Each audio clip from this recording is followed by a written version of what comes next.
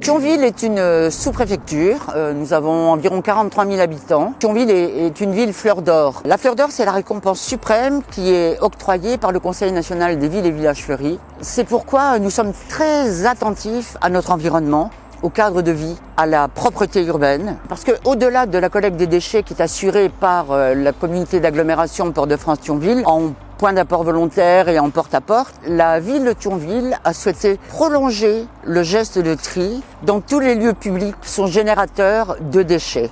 Au départ, on a fait un diagnostic d'usage des parcs et en fait, on s'est rendu compte qu'avec l'aménagement des aires de pique-nique, les usages avaient changé et la catégorie de déchets avait changé. Nos poubelles traditionnelles en bois de 60 litres étaient devenues obsolètes. Les gros contenants de type alimentaire comme boîte à pizza, emballage de sandwich encombraient les poubelles. En plus, nous avions des envols. On avait aussi des animaux qui venaient chercher les déchets. Et donc, en fait, le niveau de salissure du parc s'en était dégradé. Et on avait décidé de changer la catégorie de nos poubelles et d'en profiter pour répondre à l'appel à projet de Citeo et de déployer le dispositif de tri sur nos différents parcs. Ça s'est fait en plusieurs phases. Tout d'abord, on a diagnostiqué les différents espaces où on pouvait les installer. Donc l'abri-bac a été le dispositif qui correspondait à tous ces objectifs. Et en plus, ça nous a permis de faire une signalétique très intéressante. En gros, ce dispositif, il est visible et en même temps, il s'intègre complètement d'un point de vue paysager dans nos différents parcs. Donc c'est une diminution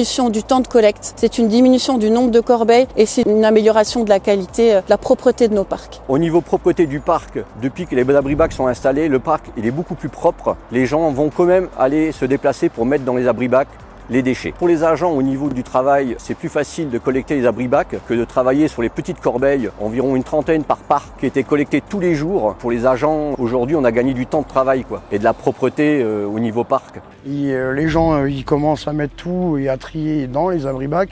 Et nous, ça nous permet de faire que du pic-papier. On ramasse de moins en moins de choses comme avant, Suite à cette réflexion sur la disposition des abri-bacs, on a fait des tests, on les a mis en place. On a fait également une communication pour avertir 3 semaines à l'avant les citoyens qu'on allait démonter les petites corbeilles pour qu'ils aient le temps de s'habituer au nouveau dispositif. On a mis des affiches à l'entrée des parcs. Et une fois que ce geste a été acquis, on a complètement enlevé les corbeilles qu'on avait auparavant. C'est quand même plus hygiénique, c'est plus propre.